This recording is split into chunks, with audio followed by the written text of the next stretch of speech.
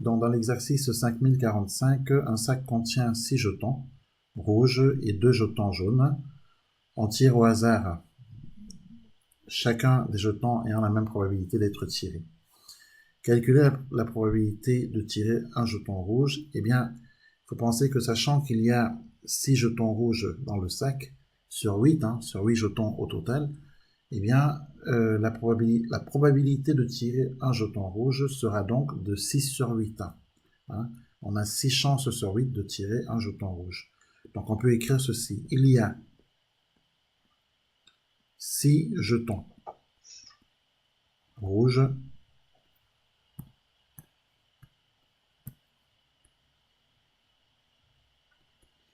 sur un total de 8 jetons. La probabilité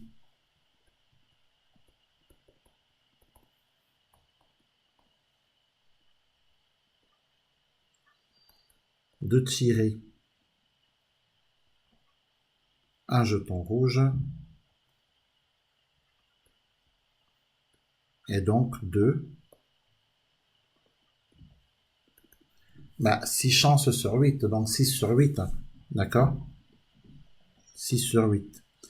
Et 6 sur 8, on peut simplifier ça. On peut simplifier ça car 6 c'est 3 fois 2 et 8 c'est 4 fois 2. On peut se débarrasser des 2 et donc résultat 3 sur 4. Voilà pour la réponse à cette question. Deuxième question.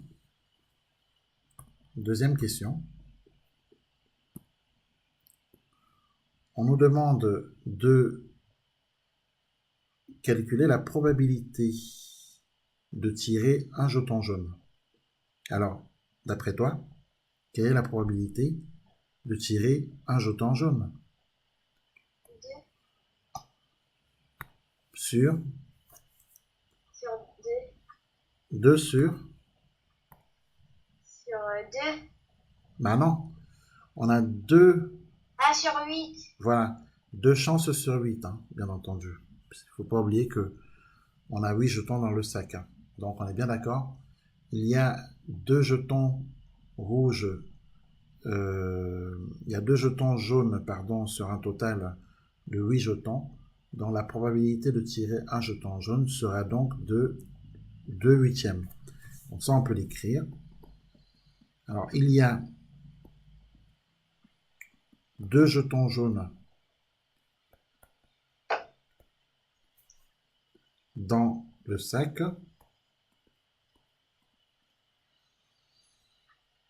Sur un total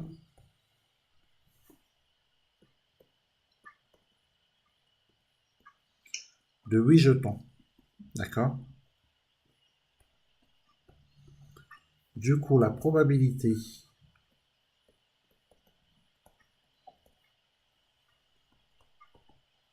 de tirer un jeton jaune,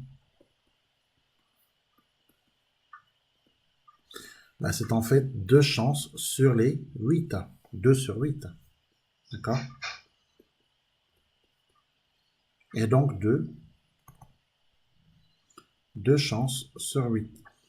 Et 2 chances sur 8, on peut le simplifier parce que 2 c'est 2 fois 1 et 8 c'est 2 fois 4, Oriane. Oui. D'accord? Donc du coup, on se débarrasse de quoi là? Des 2. On se débarrasse des 2. Et donc, résultat, 1 sur 4. une chance sur 4. Très bien. Voilà. Et puis, il nous faut... Est-ce que tu as bien compris les 2 premières questions? Oui. Tu as tout recopié? Oui. Très bien.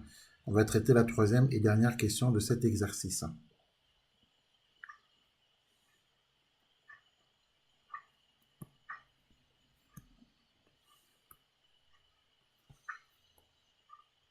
Donc, 3e question. On nous dit, on ajoute dans ce sac, suis bien ce qu'on fait là, on ajoute dans ce sac des jetons verts. D'accord? On ajoute dans ce sac des jetons verts. Le sac contient alors 6 jetons rouges, 2 jetons jaunes et les jetons verts. Le problème, c'est qu'on ne sait pas combien de jetons verts on a ajouté. Donc, on va considérer qu'on a ajouté X jetons verts. D'accord?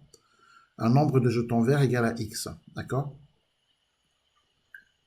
On ajoute dans le sac, alors on ajoute X jetons verts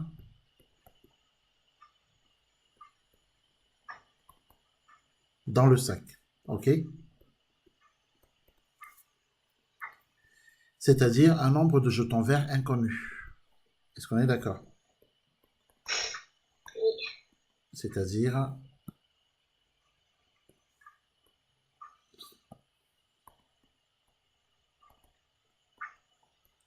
un nombre inconnu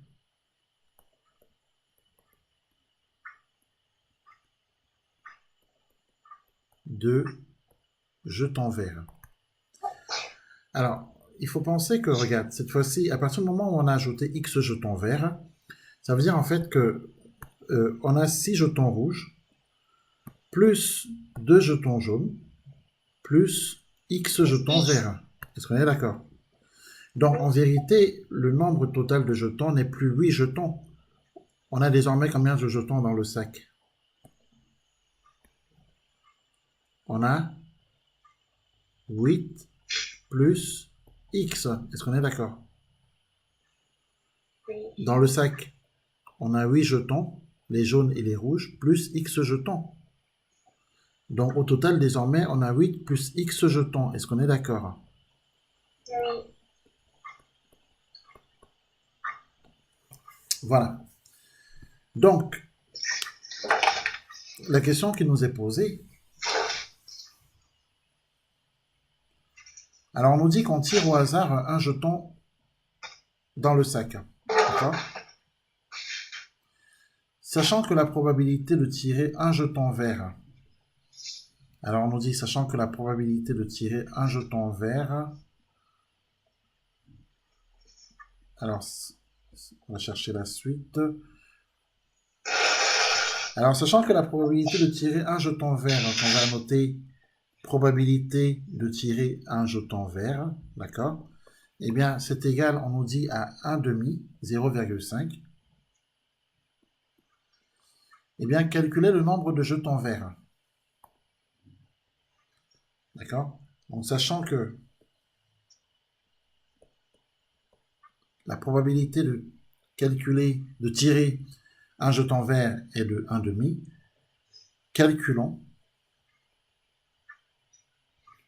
le nombre de jetons verts.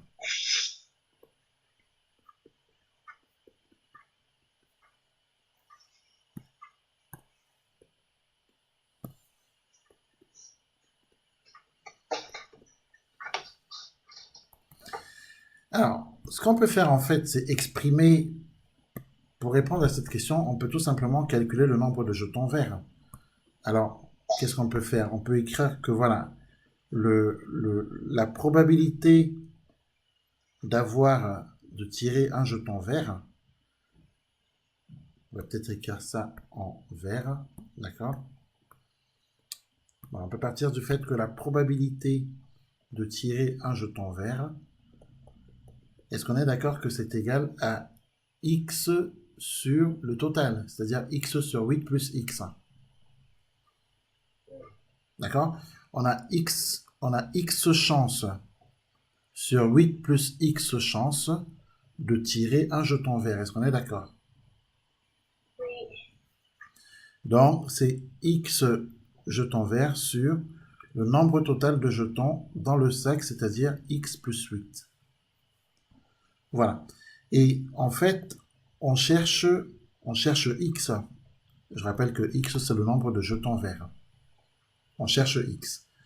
Mais, alors, pour résoudre ça, il faut penser qu'on connaît la probabilité de tirer un jeton vert. On la connaît. Et on sait qu'elle est égale à 1 demi. Donc, en fait, ce qu'on va faire, c'est qu'on va remplacer probabilité de tirer un jeton vert, on va remplacer ça par 1 demi. D'accord? Et donc 1 demi va être égal à x divisé par x plus 8. Et là, à l'aide du produit en croix, d'accord? À l'aide du produit en croix,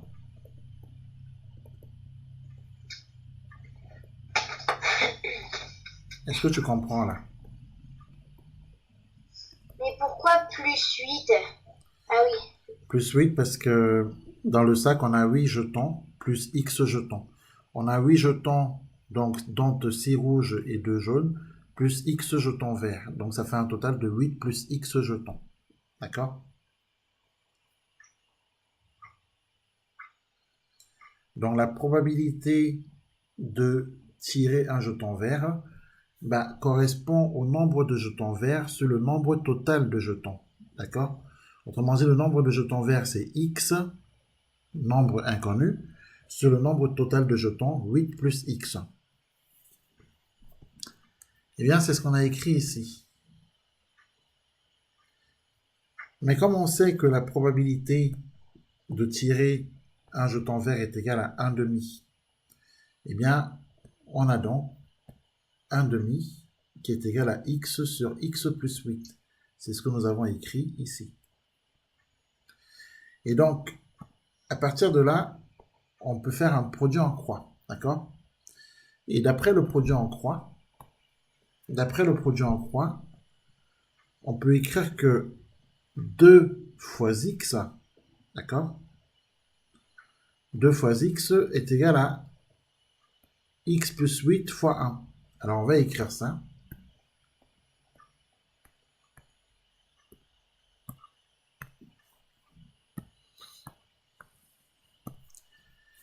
À l'aide du produit en croix, on obtient 2 fois x égale 1 fois x plus 8. Voilà, le produit en croix, tu le connais. Normalement, quand on a un tableau comme ça, avec par exemple des valeurs,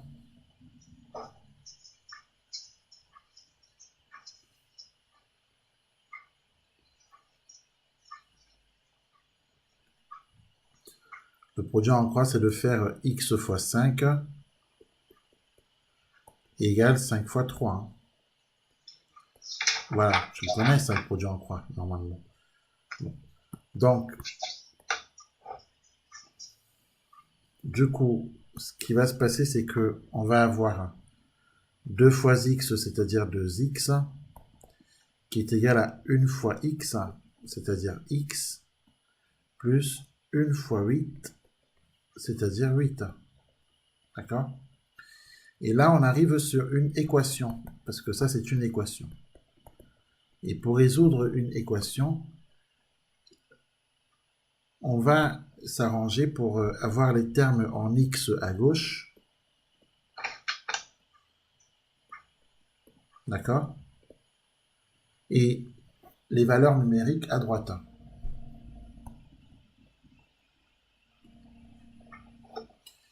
Termes en x à gauche. Et puis les valeurs numériques à droite. D'accord?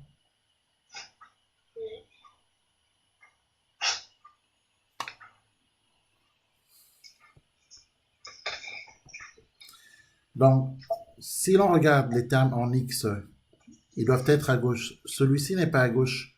Donc, ça veut dire qu'il va falloir s'en débarrasser puisqu'il n'est pas à gauche. Et si l'on regarde les valeurs numériques, 8 est à droite, donc 8 est à sa place. Alors, il faut juste se débarrasser de x.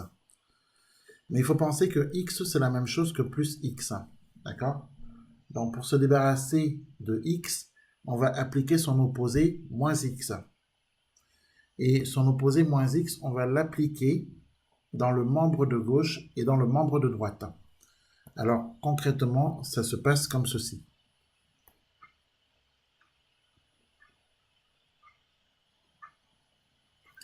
Donc, tout d'abord, on écrit, on recopie la ligne précédente. On veut se débarrasser de x, donc on va utiliser moins x qu'on va appliquer dans le membre de gauche et dans le membre de droite de l'équation.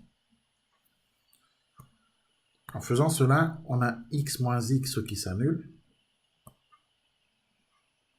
Ensuite, on a ici 2x moins x qui est égal à x. 2x moins x, c'est égal à 1x, mais 1x, c'est x. Et donc, du coup, on a x qui est égal à 8. Donc, la question qui nous était posée, c'était, sachant que la probabilité de tirer un jeton vert est égale à 1,5, calculer le nombre de jetons verts. Le nombre de jetons verts, il y en a 8. Hein? Il y a 8 jetons verts. Donc, on fait la conclusion. Ou du moins, on répond à la question. Le nombre de jetons verts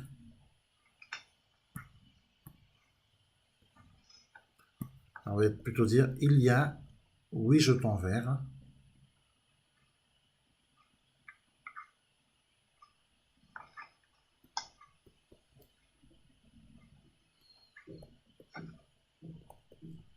dans le sac. Voilà.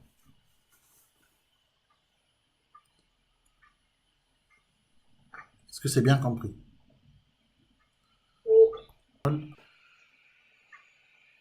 Donc, dans l'exercice 5087, je répète, un agriculteur possède 2 enclos.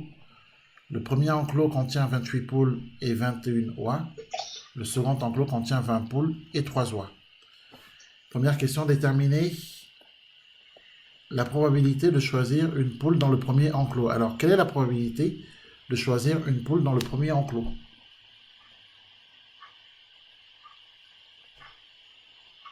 Oriane, je t'écoute. 28. Oui. Sur 21. On a combien de... Sur 49. Oui, voilà, on a 49 volailles. Est-ce qu'on est d'accord? Oui. On a un total de 49 volailles là, dans le premier enclos. OK? Et dans le deuxième enclos, on a un total de 23 volailles. Donc, la probabilité de choisir une poule dans le premier enclos qui contient un total de 49 volailles, c'est donc 28 poules sur 49 volailles. D'accord? Donc, le premier enclos, ça on peut l'écrire, contient un total de 49 volailles.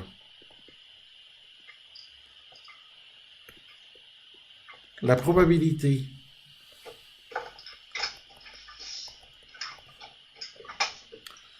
de choisir une poule est donc de ce qu'on a dit, c'est-à-dire 28 sur 49. 28 poules sur 49 volailles. Mais 28, ça se simplifie. 28 sur 49, ça se simplifie, puisque 7 fois 4, 28, et 7 fois 7, 49. On simplifie les 7. On se débarrasse des 7, et le résultat, c'est 4 septièmes.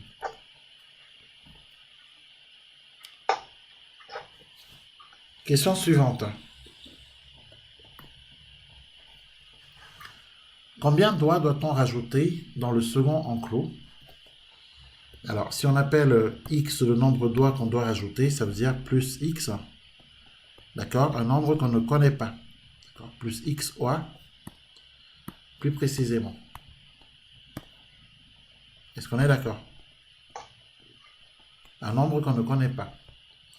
Combien d'oies doit-on rajouter dans le second enclos afin que la probabilité de choisir une poule dans cet enclos ait la même valeur que la probabilité obtenue dans le premier enclos?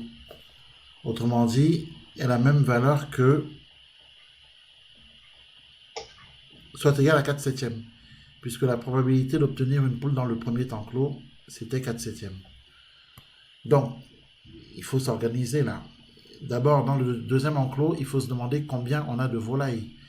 Et bien, dans le deuxième enclos, on a exactement 20 volailles, plus 3 volailles, 20 volailles, plus 3 volailles, plus X volailles.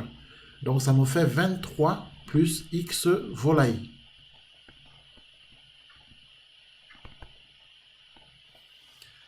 Donc, la question c'est combien doit-on rajouter dans le second enclos afin que la probabilité de choisir une poule dans cet enclos ait la même valeur que celle obtenue dans le premier enclos. Donc, alors, la probabilité de choisir une poule.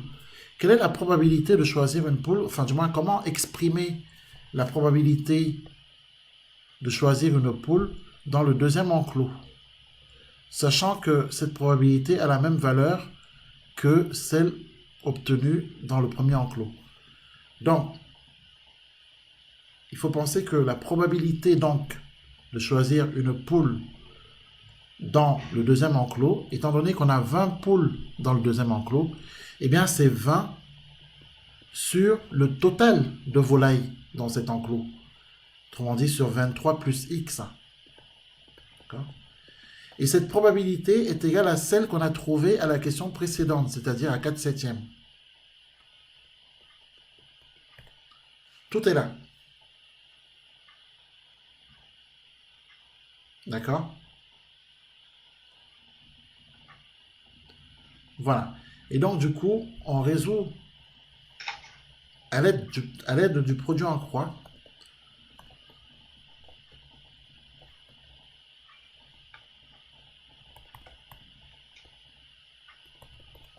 On a, et là on fait un produit en croix, on fait le produit en croix.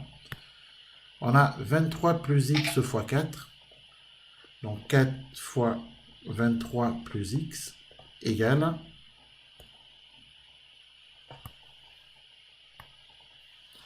20 fois 7. Ok?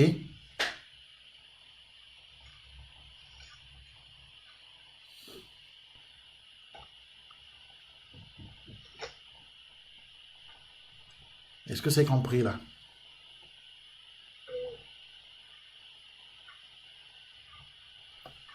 On résout cette équation, donc 4 fois 23. Alors du coup on a 4 fois 23 plus 4 fois x qui est égal à 20 fois 7. 4 fois 23, ça nous fait 92. Plus 4x égale 20 fois 7, 140. D'accord? Ensuite, pour résoudre une équation, on doit garder les termes en x à gauche, les valeurs numériques à droite. 92 est une valeur numérique. Il faut qu'on s'en débarrasse parce que elle n'est pas à sa place. Donc, du coup, on va recopier la ligne précédente. Et on va se débarrasser de 92 en faisant moins 92 dans le membre de gauche et moins 92 dans le membre de droite. On avait déjà expliqué comment on résout les équations. Du coup, 92 moins 92, ça fait 0. Ça s'annule. Alors, qu'est-ce qu'il reste? Il nous reste 4x égale 140 moins 92, ce qui nous fait 48.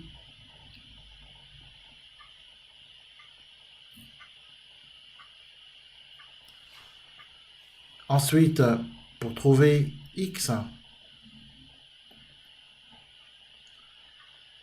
eh bien x est égal à 48 divisé par 4.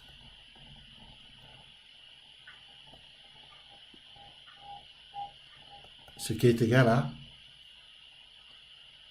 à 12. D'accord? Donc, on peut donc dire qu'il faut rajouter 12 oies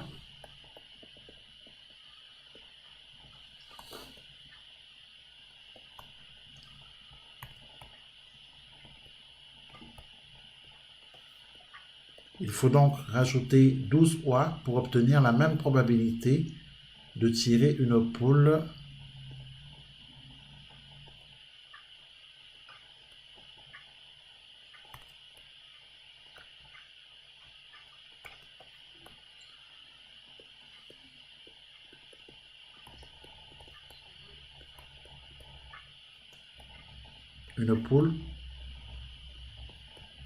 dans les deux enclos.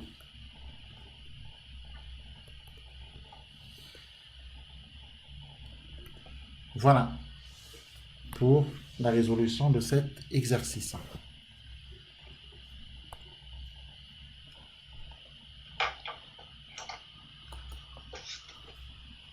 Est-ce qu'il y a des questions? Non.